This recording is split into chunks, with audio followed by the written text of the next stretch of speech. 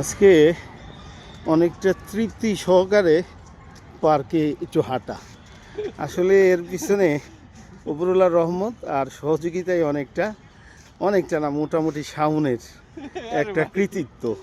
তো রবনায় তো প্রতিদিনই ভিডিও করি আমি, আমার ভিডিওর কোনো শেষ নাই। তো আজকের ভিডিওটাতে একটু ভয়েস দিলাম আর কি। This is truly real vocal. তো আল্লাহ সুবহানাহু ওয়া তাআলার দরবারে শুকরিয়া যে আমরা একটা বিষয় নিয়ে একটু চেষ্টা করলাম, ওনার রহমতে আর শাওনের চেষ্টায় আমরা কথা বলতে পারলাম, আমাদের ডিসকাস করলাম। আমার যে আজকে যে পারপাস ছিল ট্রিটমেন্ট, ওপর হিসাবে তো হয়েছে, শুক্রিয়া।